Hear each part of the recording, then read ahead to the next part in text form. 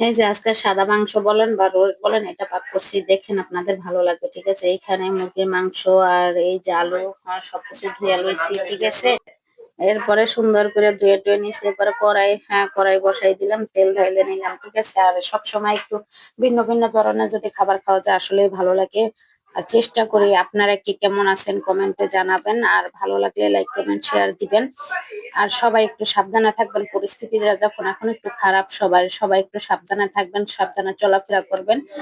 ঠিক আছে, সাবধানে চলাফেরা করলে আসলে এই বিপদ থেকে উদ্ধার হওয়া যাবে। এখন আপনি যদি মানে এরপরে মাংস হয়ে গেল গা, একটু লাড়াচাড়া দিয়ে দিলাম, এক পিঠ থেকে আরেক পিঠ উল্টাই দিলাম।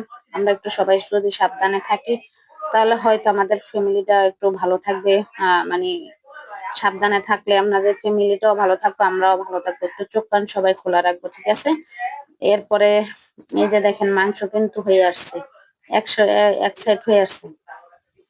এই যে দেখেন মাংস কিন্তু হয়ে গেছে গা ভাজা, এরপর আলু ভাইজা নেবো। তাই সবসময় আমি যেটা বলি যে একটু যদি ভিন্ন ভিন্ন রকমের খাবার খাওয়া যায় তাহলে আসলেই ভালো লাগে। সবসময় একরকম খেতে খেতে মানুষের মুখ কিন্তু মানে রুচি কিন্তু অন্যরকম হয়ে যায়, আর ভালো লাগে না। ঠিক আছে, তাই ঠিক আছে, এরপরে আলু বসাই দিলাম। আলুগুলো আমি ভেজে নিতেছি, ঢেকে দিছি। আলুর কি তো ফুটো ফুটে, এই জন্য এইভাবে করে নিলাম।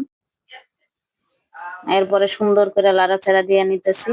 আর কি করবো দেখেন, তারপরে বলতেছি এখন আলু দিলাম কেন, দেখা গেছে মানুষ যেহেতু বেশি, আর একবারে যদি এতগুলো মুরগি তো আর রান্না সম্ভব না। ঠিক আছে, এই জন্য আলু দিছি, এক টুকরা গোছ আর এক টুকরা যদি আলু দেই তাহলে হয়তো হয়ে যাবে। ঠিক না, এরপর আলু ভাজা হয়ে গেছে, আলুর তেলগুলা সব ঢেলে নিছি এই পাতিলাটার তেল দিয়ে এখন সুন্দর করে কিন্তু নিতেছি। আর একটু তেল দিব, তেলটা মানে এটার তেলটা কম হয়ে গেছে, এই জন্য তেল দিব। তো পেঁয়াজ গুলো দিয়ে দিলাম। আর কে কিভাবে রান্না করেন মুরগির গোশ, আমি সবসময় মানে একটু ভিন্ন রকমের রান্নার চেষ্টা করি। সবসময় তো ঝাল মাংস এটা ওটা খাওয়া হয়, একটু ব্যতিক্রম যদি খাওয়া যায় আসলেই ভালো লাগে। ঠিক না, তাই পেঁয়াজ অতটা ভাজবো না, আজকে ভাজবো না, যেহেতু রোস্টের মতো পাক করবো সেজন্য আহ ভাজবো না। এখানে রোস্টের যত মশলা আছে সবকিছুই কিন্তু দিয়ে নিছি। দেওয়ার পরে এখন সুন্দর করে লাড়াচাড়া দিয়ে এটা একটু কষাই নেবো। আর এর সাথে আদা দিয়ে সুন্দর করে আগে একটু কষাই নেবো, কেননা এটার একটু গন্ধ থাকে, গন্ধটা যদি না থাকে তাহলে ভালো লাগবে। এই জন্য সুন্দর করে আগে কষাই টষাই নিতেছি, দেখতে থাকেন। এরপরে কষানো হইলে পরিমাণ মতন একটু পানি দেবো, যাতে আরেকটু গন্ধটা মানে একটা কিন্তু কাঁচা কাঁচা একটা গন্ধ থাকে, যাতে গন্ধটা না থাকে। ঠিক আছে, ভালো লাগবে আপনাদের, দেখতে থাকেন। আর আমরা একটু সাবধানে চলাফেরা করবো, পরিস্থিতিটা অনেক খারাপ।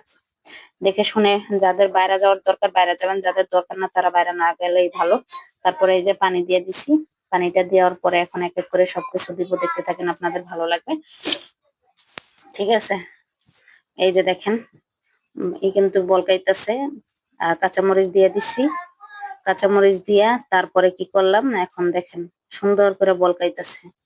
এরপরে তেজপাতা দিয়ে দিলাম, তেজপাতা গরম মশলা সবকিছুই কিন্তু দিয়ে দিচ্ছি। ঠিক আছে, এরপরে দিলাম লবণ, যেটা না দিলেই নাই, সবসময় বলি লবণ না দিলেই নাই। সবকিছু না দিয়া পারবেন, কিন্তু লবণ যদি না দেন তাহলে কিন্তু আপনার খাওয়াটা ব্যর্থ হয়ে যাবে। ঠিক আছে, তাই আপনাদের কাছে কেমন লাগছে কমেন্টে জানাবেন। কাঁচামরিচ গুলা দেওয়ার পরে একটু একটু ঝাল ঝাল লাগবে, ভালো লাগবে। ঠিক আছে, এই জন্য কাঁচামরিচটা দেওয়া হয়েছে। আর আপনারা কে কিভাবে রান্না করেন কমেন্টে জানাবেন। ঠিক আছে, আর এইখানে দিয়ে দিলাম এক পা দুধ দিয়ে দিলাম। ঠিক আছে, আর এক পা দুধ দিয়ে দিচ্ছে। এখন সুন্দর করে লাড়াচাড়া দেওয়ার পরে কালারটাও কিন্তু অন্যরকম আসছে। উম, এরপরে দিয়ে দিলাম লেবু, যেহেতু আমার কাছে টক দই ছিল না, এই জন্য একটু লেবু দিয়ে দিলাম, অর্ধেক লেবু দিয়ে দিলাম। লেবুটা দেওয়ার কারণে কিন্তু এখন একটু টক টক টক টক লাগবে, ভালো লাগবে। আর কে কেমন আছেন কমেন্টে কিন্তু জানাবেন। ঠিক আছে, এরপরে দিয়ে দিলাম 4টা সস।